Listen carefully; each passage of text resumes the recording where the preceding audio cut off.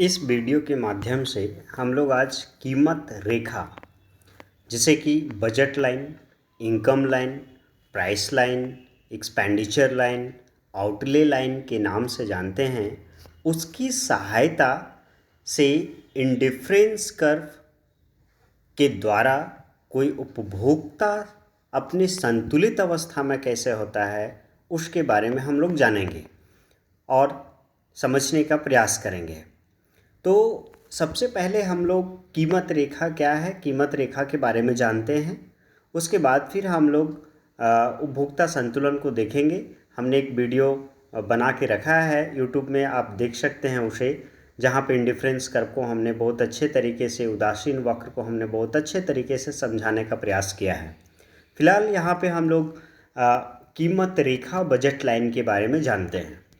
एक ऐसी रेखा जो दो वस्तुओं के संयोग को दर्शाता है, जिसे को उपभोक्ता अपने दिए हुए आय और वस्तुओं के मूल्य पर खरीद सकता है। देखिए, उदासीन वक्र में भी हमने इसी चीज़ को बताया है, बट थोड़ा दोनों में अंतर है कि यहाँ पे क्या है कि ये भी दो वस्तुओं के संयोग को दर्शाता है, उदासीन वक्र भी दो वस्तुओं के संयोग को दिखाता है, परंतु दोनों में अंतर क्या है। सो आप देख सकते हैं कि जब हम प्राइस लाइन की बात करते हैं, बजट लाइन की बात करते हैं, तो वहाँ पे एक उपभोक्ता अपने दिए हुए आय और वस्तुओं के मूल्य पर खरीद सकता है। ठीक है, वस्तुओं के मूल्य पर खरीद सकता है। ठीक है, जबकि उदासीन वक्र में क्या है कि वहाँ पे उपभोग से मिलने वाली संतुष्टि के स्तर को दिखाता है। ये एक बहुत बड़ा अंतर है। ठीक है, बजट रेखा को एक समीकरण द्वारा दर्शाया जा सकता है, जो आप समीकरण देख पा रहे होंगे। P1 x1 plus P2 x2 is equal to Y. Y denote यहाँ पे y जो दर्शा रहा है वो टोटल एक्सपेंडिचर और टोटल बजट को बता रहा है, जो किसी उपभोक्ता के पास खर्च करने के लिए उतना पैसा उसके पास है, उतना उसका बजट है। P1 price of good one, वस्तु, पहला जो वस्तु है, पहले वस्तु का कीमत है। x1 पहले वस्तु की मात्रा है। प्राइस ऑफ गुड 2 px2 को बता रहा है, और x2 जो है वो क्वांटिटी ऑफ गुड 2, वस्तु दूसरी की मात्रा को बता रहा है। तो ये हमारा बजट रेखा को अगर समीकरण के माध्यम से दर्शाना हो तो इस तरीके से हम दिखा सकते हैं। अब हम लोग बात करते हैं बजट लाइन की। तो बजट लाइन, प्राइस लाइन जो आप देख पा रहे हैं, एकदम स्ट्रेट लाइन जो दोनों एक्सिस को छूता हुआ होता है, यही बजट लाइन है।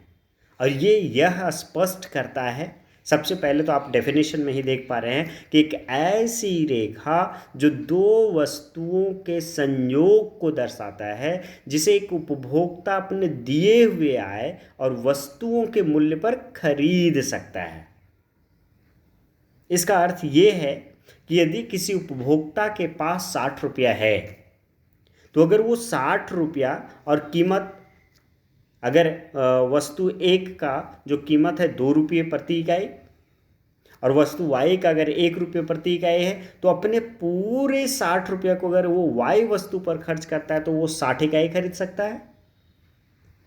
और अगर वस्तु 1 पर खर्च करता है तो वो 30 इकाई, चूँकि वस्तु 1 का 2 रुपये प्रति इकाई दाम है, कीमत है। ठीक है, तो जब वो पूरे आय को यदि x वस्तु पर खर्च करता है तो 60, और x अक्ष पर खर्च करता है, x वस्तु पर खर्च करता है, वस्तु 1 पर खर्च करता है तो 30 इकाई, और वस्तु y अर्थात दूसरे वस्तु पर खर्च करता है तो 60। इन दोनों को यदि हम मिला देते हैं तो एक स्ट्रेट लाइन बनता है, और दिस स्ट्रेट लाइन, यही स्ट्रेट लाइन जो है बजट लाइन को, प्राइस लाइन को, इनकम लाइन को, एक्सपेंडिचर लाइन को या आउटले लाइन को दर्शाता है। अब इसके स्लोप की यदि हम बात करते हैं, तो स्लोप की जब हम बात करते हैं तो यहाँ पे दो सबसे महत्वपूर्ण चीज़, अगर हम इसे चाहें तो इंडिफरेंस कर्व वाले स्लोप के माध्यम से दर्शा सकते हैं, change in Y by change in X, दो वस्तु अगर हमारे पास है, बट इसका अगर हम इसके ढाल को, प्राइस लाइन का ढाल जो होता है जनरली हम लोग पी एक्स बटा पी वाई से डिनोट करते हैं, ठीक है। बट दर्शाने के लिए हम change in Y by change in X के माध्यम से भी दर्शा सकते हैं, लेकिन जो सबसे साइंटिफिक है, सबसे इम्पॉर्टेंट की अगर हम बात करें, महत्वपूर्ण बातें की, तो P X by P Y shows the slope of budget line और प्राइस लाइन। एक्स में एक्स वस्तु की कीमत और वाई वस्तु की कीमत का अनुपात ही कीमत रेखा की ढाल को दर्शाता है। अब हम लोग बजट सेट की ओर आते हैं। तो बजट सेट क्या है? सभी संभावित वस्तुओं, दो वस्तुओं का संयोग जिसे उपभोक्ता दिए गए आय और मूल्य पर खरीद सकता है, बजट सेट कहलाता है। बजट सेट को हमने एक्सप्लेन करने के लिए यहाँ पे एक ग्राफ का यूज किया है, जहाँ पे आप देख पा रहे हैं एक ग्रीन कलर का जो शेडेड एरिया है वो नॉन फिजिबल और नॉन अटेनेबल कॉम्बिनेशन को बता रहा है। अर्थात कहने का मतलब है उस ग्रीन एरिया में कोई उपभोक्ता वस्तु को नहीं खरीद पाएगा, क्योंकि उसके पास बजट उतना नहीं है। बजट कितना है? तो ए बी जो लाइन देख पा रहे हैं आप, ब्लू कलर का लाइन, उसके ऊपर या उससे नीचे, इसीलिए हमने नीचे दर्शाने का प्रयास किया। फिजिबल मीन्स संभाव्य, जिसको प्राप्त करने योग्य है, अटेनेबल है, तो उस कॉम्बिनेशन को, उस संयोग को खरीद सकता है। आपके पास मान लिया जाए 100 रुपया है, तो आप 100 रुपया या 100 रुपया के नीचे तक ही खरीद सकते हैं, उसके ऊपर नहीं किसी सामान को। तो ये चीज़ को ये ग्राफ हमें बता रहा है। नेक्स्ट यदि हम बात करते हैं तो ये है बजट सेट। बजट सेट के साथ साथ एक और चीज़ को बता रहा है जो शिफ्ट इन बजट लाइन को, आगे भी हम लोग इस पर बात करेंगे। फिलहाल हम लोग बजट सेट की यदि बात करें तो जिस प्रकार से इंडिफरेंस मैप में एक से अधिक उदासीन वक्र एक मानचित्र पर बने होते हैं तो उदासीन मानचित्र कहलाता है। ठीक उसी प्रकार से जब एक ही मानचित्र पर एक से अधिक प्राइस लाइन को, कीमत रेखा को जब हम लोग देखते हैं तो वो भी बजट सेट या प्राइस सेट कहलाता है। प्राइस सेट के साथ साथ एक और चीज़ को बता रहा है जो शिफ्ट इन बजट लाइन को बता रहा है। देख पा रहे हैं, ऊपर गया है, नीचे आया है।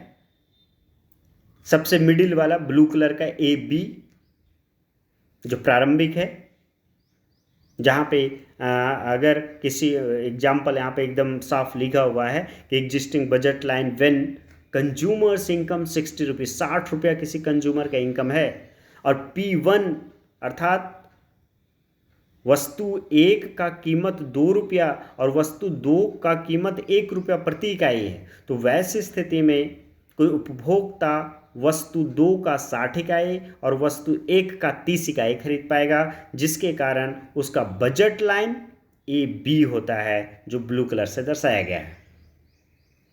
ठीक है, अब नेक्स्ट अगर उसके ऊपर जाते हैं, है ना, तो बजट लाइन शिफ्ट फॉरवर्ड, कब फॉरवर्ड शिफ्ट करेगा, कब आगे शिफ्ट करेगा? जानिए, कंज्यूमर्स इनकम इंक्रीजेस, यदि उपभोक्ता का आय बढ़ जाए तो देखिए 60 रुपया से बढ़कर 120 रुपया हो गया, लेकिन कीमत में कोई परिवर्तन नहीं हुआ है, तो आपका परचेजिंग पावर बढ़ जाएगा ना, खरीदने की शक्ति बढ़ेगा ना। तो वैसे स्थिति में प्राइस लाइन या बजट लाइन दाहिनी ओर ऊपर की ओर शिफ्ट कर जाता है, एकदम पैरेलली, समानांतर। यदि कीमत में कोई परिवर्तन न हो और आय बढ़ जाए तो कीमत रेखा या बजट रेखा ऊपर की ओर शिफ्ट कर जाता है। जस्ट उल्टा, बजट लाइन शिफ्ट बैकवर्ड। कब बैकवर्ड, कब पीछे शिफ्ट करेगा? तो जब consumers income decreases from 60 rupees to 30 rupees. देखिए 60 से घटकर 30 रुपया हो गया इसका इनकम, लेकिन प्राइस में कोई चेंज नहीं है। तो प्राइस क्या था? वस्तु 1 का कीमत 2 रुपया प्रति इकाई, 30 रुपया उसके पास है, तो 15 दूनी 30, 15 इकाई खरीद पाएगा एक्स का। और अगर सिर्फ वाई पर खर्च करता है तो 30 इकाई, चूंकि 1 रुपया उसका दाम है, तो इस प्रकार उसका प्राइस लाइन जो ग्रीन कलर का आप देख पा रहे हैं EF, वो डाउनवर्ड शिफ्ट कर गया। क्यों? क्योंकि उसका इनकम फॉल कर गया। तो ये कारण है, ये शिफ्ट होने का कारण है, पैरेलली शिफ्ट, समानांतर रूप से शिफ्ट होने का एक सबसे महत्वपूर्ण कारण है। अब आगे देख पा रहे होंगे कि difference between budget line and budget set. तो आप इसके इक्वेशन के माध्यम से आप स्पष्ट कर सकते हैं। जब बजट सेट की बात करते हैं तो P1 X1 plus P2 X2 less than या बराबर हो सकता है इनकम के। परंतु यदि बजट लाइन की आप बात करते हैं तो बजट लाइन हमेशा इक्वल होगा P1 into X1 plus P2 into X2 is equal to Y के। This is the basic difference between price line and budget set, budget line और बजट सेट। नाउ अब हम बजट लाइन कैसे rotate करता है, कैसे घूमता है, उस चीज़ का जिक्र करेंगे। यहाँ पे आप देख पा रहे हैं प्रारंभिक जो हमारा बजट है, बजट लाइन है, वो AB है जो ब्लू कलर का है, वो आगे शिफ्ट कर गया है, लेकिन सिर्फ और सिर्फ वस्तु X में, वस्तु Y में वो फिक्स है वहीं पे A बिंदु पर। तो वस्तु X में कब शिफ्ट आगे करेगा? तो विद्यार्थियों तब जब when PX falls, अर्थात X वस्तु का जब कीमत गिर जाएगा ना, तो आप ज़्यादा से ज़्यादा सामान खरीदना चाहेंगे, है ना। और ज़्यादा से ज़्यादा सामान खरीदना चाहेंगे, दैट मीन्स आपका प्राइस लाइन जो है अपवर्ड शिफ्ट कर जाएगा। तो जब X वस्तु का प्राइस गिरेगा तो आप X को अधिक खरीदना चाहेंगे। ठीक उसी प्रकार से जब Y वस्तु का प्राइस गिरेगा तो आप Y वस्तु को अधिक खरीदना चाहेंगे। ठीक है।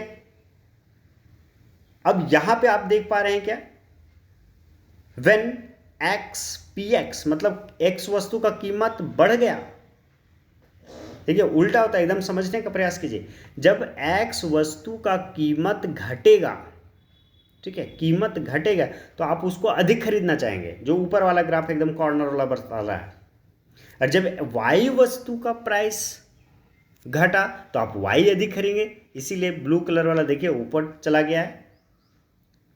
अब नीचे वाला ग्राफ में, थर्ड वाले ग्राफ में आइए तो देखिए X वस्तु का कीमत बढ़ गया तो आप उसको कम न खरीदेंगे।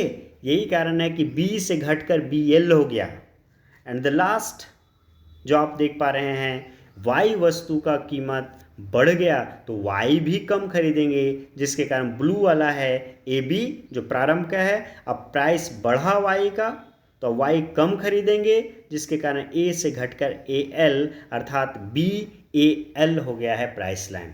तो इस प्रकार से रोटेट करता है, इस प्रकार से घूमता है प्राइस लाइन, बजट लाइन। अब हम लोग बात करते हैं कि उदासीन वक्र विश्लेषण द्वारा कोई उपभोक्ता संतुलित अवस्था में कब होगा, है ना। पिछले वीडियो में हमने आपको बता दिया है कि इंडिफरेंस कर्व कीमत रेखा को स्पर्श, इंडिफरेंस कर्व क्या है उसकी सारी विशेषताओं को हमने बता दिया। साथ ही साथ वहाँ पे MRS marginal rate of substitution को भी बता दिया है, law of diminishing marginal rate of substitution को बता दिया है। आप वीडियो देख लेंगे। तो जब इंडिफरेंस कर्व कीमत रेखा को स्पर्श करती है ना, अभी आपने कीमत रेखा को भी देख लिया, अब इंडिफरेंस कर्व इस वीडियो में आप देखेंगे कैसा होता है।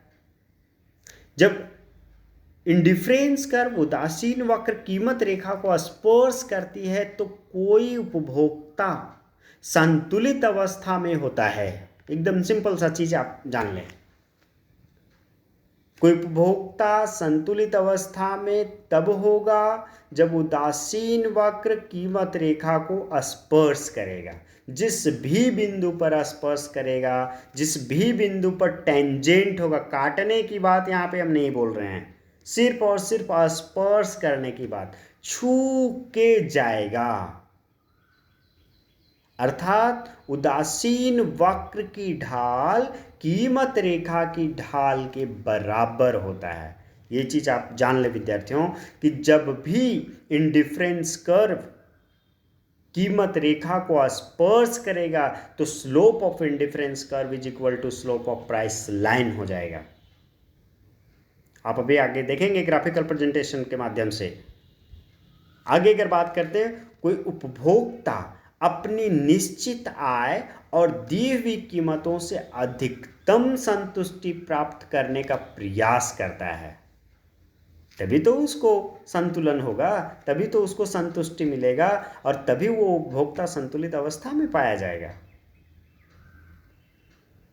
अब जब हम उदासीन वक्र विश्लेषण द्वारा उपभोक्ता संतुलन की बात करते हैं तो उसके 3 महत्वपूर्ण विशेषताएं हैं जो आप देख पा रहे हैं। अधिकतम संतुष्टि प्राप्त करना, इकोनॉमिक्स यही तो सिखाता है। कम से कम खर्च, अधिक से अधिक संतुष्टि। वाह रे वाह इकोनॉमिक्स, मजा लीजिए इकोनॉमिक्स का। मैक्सिमम सेटिस्फैक्शन होना चाहिए, है ना। और उसके बाद है संतुष्टि के स्तर में कोई परिवर्तन न दिखना, किसी प्रकार का कोई परिवर्तन नहीं होना चाहिए संतुष्टि के स्तर में। इसका भी एक विशेषता ही है। इक्विलिब्रियम का मतलब ही हमने बताया है, उसका भी एक वीडियो बना के रखा है, आप देख सकते हैं यूट्यूब पर। Equilibrium means rest of the point, जहां पर किसी तरह का कोई परिवर्तन ही नहीं होगा, संतुष्टि का स्तर फिक्स हो गया एकदम, कोई चेंज नहीं। और एक थर्ड कैरेक्टरिस्टिक्स है कि अन्य बातों का स्थिर होना। अन्य बातों का स्थिर अर्थात कहने का मतलब है आय, वस्तु का कीमत, फैशन, इन सारे चीज़ों के स्थिर की मान्यता लेके चला गया है। अब आप देख पा रहे होंगे कि उपभोक्ता संतुलन की बात जब हम लोग करते हैं, खास करके उदासीन वक्र विश्लेषण के माध्यम से, तो कुछ कुछ एजम्पशंस ले लिया गया है जिसमें से उपभोक्ता विवेकपूर्ण है। बहुत सारे ये सब सारे एजम्पशंस हम पहले भी एक्सप्लेन कर चुके हैं जब हमने आपको इंडिफरेंस कर्व बताया है, जब हमने आपको सीमांत उपयोगिता के माध्यम से उपभोक्ता संतुलन को स्पष्ट किया है। आप मेरा वीडियो देख लेंगे। तो उपभोक्ता विवेकपूर्ण है, उपभोक्ता को उदासीन मानचित्र की जानकारी है। उदासीन मानचित्र क्या है आपको मैंने अभी बता दिया है, पिछले वाले वीडियो में भी मैंने बता दिया है। आय स्थिर है, देखिए अन्य बातें स्थिर रहना, आय स्थिर है, वस्तुएं विभाज्य हैं, मतलब छोटे छोटे टुकड़ों में विभाजित करना संभव है। उपभोक्ता अपनी आय का थोड़ा भाग खर्च करता है, पूरा भाग नहीं, थोड़ा भाग खर्च करता है, क्योंकि एक ही वस्तु पर अगर वो खर्च कर देगा तो वो दूसरे वस्तु का तो उपभोग नहीं कर पाता है। उपभोक्ता को वस्तु कीमत की जानकारी है, कौन सी वस्तु की कीमत, यही तो उपभोक्ता विवेकपूर्ण का मतलब ही है। रेशनल कंज्यूमर यही है कि कैसे अपने आय को खर्च करेगा उसको मालूम है। उसके बाद वस्तुओं की कीमतों में कोई परिवर्तन नहीं होगा, किसी तरह का कोई परिवर्तन, फिक्स है। और पूर्ण प्रतियोगिता की स्थिति विद्यमान है। पूर्ण प्रतियोगिता कहने का मतलब है कि वस्तुएं समरूप हैं, कीमत स्थिर है, किसी तरह का कोई परिवर्तन नहीं, होमोजेनियस गुड्स की बात करते हैं। ठीक है, तो इन एजम्पशंस, इन मान्यताओं के आधार पर उदासीन वक्र विश्लेषण द्वारा उपभोक्ता संतुलन की बात हम लोग करते हैं। नाउ अब हम लोग उपभोक्ता संतुलन की शर्तों की यदि बात करें, कंडीशंस ऑफ कंज्यूमर्स इक्विलिब्रियम, तो 2 महत्वपूर्ण कंडीशन, जिसमें से नंबर 1 कीमत रेखा उदासीन वक्र को स्पर्श करनी चाहिए, या तो इसे अगर बोलें उदासीन वक्र कीमत रेखा को स्पर्श करनी चाहिए।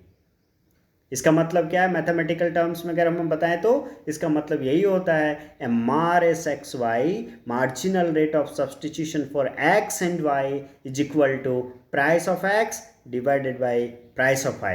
दूसरे तरीके से अगर इधर इसे बोलें तो slope of indifference curve is equal to slope of price line. This is the first condition for consumer's equilibrium कि उदासीन वक्र का ढाल कीमत रेखा की ढाल के बराबर होना चाहिए। इसका मतलब क्या है कि उदासीन वक्र कीमत रेखा को स्पर्श करना चाहिए। और दूसरा कंडीशन है कि उदासीन वक्र मूल बिंदु के और उत्तल होनी चाहिए, क्योंकि उदासीन वक्र विभिन्न प्रकार के हो सकते हैं। लेकिन जब हम उपभोक्ता संतुलन की बात करते हैं तो वहां पे उत्तल होना चाहिए, कॉन्वेक्स होना चाहिए। नाउ देन तब हम यहाँ पे ग्राफिकल प्रेजेंटेशन के माध्यम से इसे एक्सप्लेन कर पाते हैं। आप देख पा रहे हैं प्राइस लाइन पी क्यू है, इंडिफरेंस कर्व आई सी है, और इंडिफरेंस कर्व जो ब्लू कलर वाला है वो प्राइस लाइन को ई बिंदु पर स्पर्श कर रहा है, और जो जहां स्पर्श कर रहा है वह ई बिंदु ही उपभोक्ता के संतुलन स्तर को बतला रहा है। तो इस प्रकार से हम स्पष्ट करते हैं कि इंडिफरेंस कर्व जब प्राइस लाइन को टेंजेंट करता है, स्पर्श करता है, तो वैसे स्थिति में कोई उपभोक्ता संतुलित अवस्था में होता है, जिसे कि प्रोफेसर जे.आर. हिक्स ने एक्सप्लेन किया है। और जब कोई उपभोक्ता अपनी संतुलित अवस्था में होता है, अर्थात जब इंडिफरेंस कर्व प्राइस लाइन को टेंजेंट जिस बिंदु पर करता है वह बिंदु संतुलन का बिंदु है, और उस बिंदु पर slope of indifference curve slope of price line के बराबर, उदासीन वक्र का ढाल कीमत रेखा के ढाल के बराबर हो गया। अर्थात MRS XY बराबर PX बटा PY। देखिए इंडिफरेंस कर्व जो ब्लू कलर का है दूसरा कंडीशन फुलफिल कर रहा है, उदासीन वक्र मूल बिंदु के उत्तल होता है। लेकिन यहां पे दो चीज और है कि to the left of point E, अगर E बिंदु के लेफ्ट साइड में हम देखें तो MRS XY is greater than PX by PY होगा। लेकिन अगर राइट साइड देखें, नीचे देखें, तो वैसी स्थिति में MRS छोटा हो जाता है PX बाई PY के, अर्थात उदासीन वक्र का ढाल कीमत रेखा की ढाल से छोटा होगा। तो इस प्रकार से उपभोक्ता संतुलन की इन शर्तों को के साथ साथ हम उपभोक्ता संतुलन को स्पष्ट कर पाते हैं। Now thank you.